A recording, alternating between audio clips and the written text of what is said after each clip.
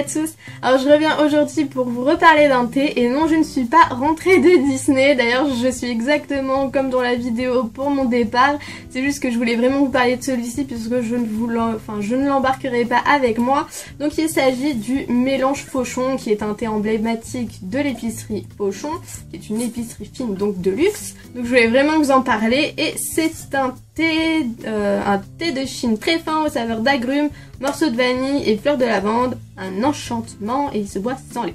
Donc pour les ingrédients déjà, c'est un thé noir donc de Chine avec des arômes de citron, arômes de vanille, thé vert, morceaux de vanille, arômes orange, fleurs de lavande. Donc tout d'abord au niveau du packaging que je vous le remonte bien, moi c'est une ancienne version que j'ai, donc je vous parlais de celle-ci, je vais vous comparer ça avec l'autre dont je vous mettrai une image en insert pour que vous l'ayez en tête.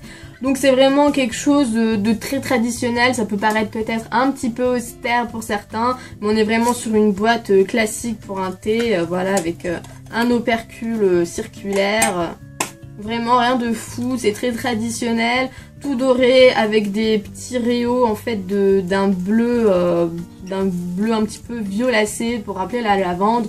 Donc voilà, des écritures aussi, une police qui a été choisie assez neutre. Et puis sur le seau, on a un petit peu en fait une inspiration art nouveau, donc c'est vraiment quelque chose de classique à l'extrême. Moi ça ne me dérange pas, surtout que je déteste leur nouveau packaging.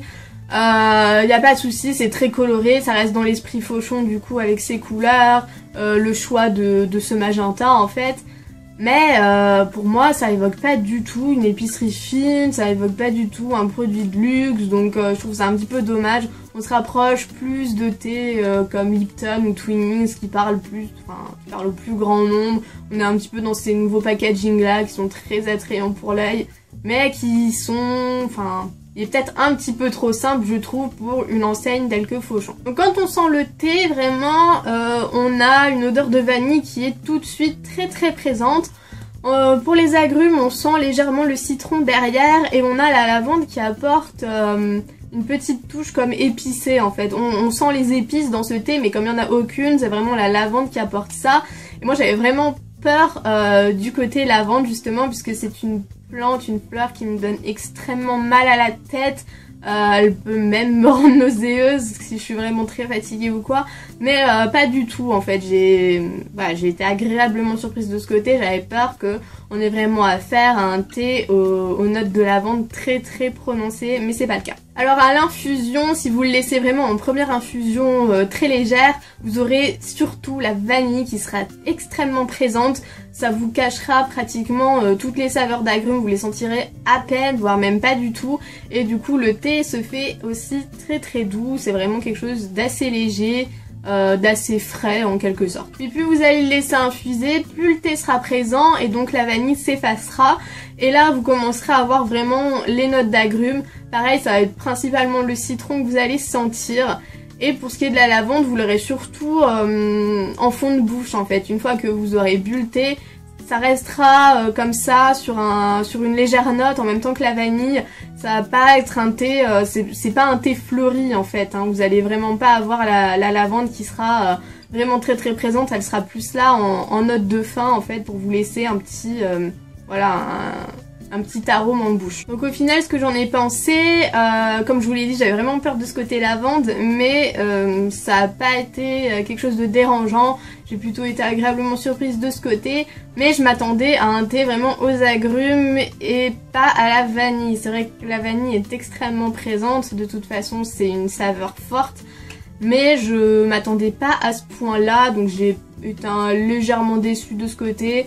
Ça reste quand même très agréable, hein, y a pas de souci à ce niveau là, et c'est un thé que je consommerai plus volontiers en matinée puisque les thés aux agrumes sont vraiment mes favoris pour ce moment là de la journée. Au final c'est un thé que je peux tout à fait vous recommander si vous aimez la vanille. Si c'est pas trop votre truc et que comment vous attendiez plus à de l'agrume, essayez de vous le procurer. Je sais pas s'ils font des échantillons par rapport à ça ou quoi, mais essayez de vous en procurer en toute petite quantité. N'achetez pas tout le mélange parce que vous risquez d'être déçus autrement.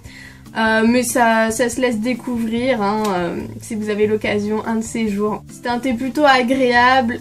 C'est assez intéressant de voir qu'il est modulable, que en tout début d'infusion vous avez vraiment quelque chose de léger et puis plus vous laissez infuser, ben forcément plus c'est prenant.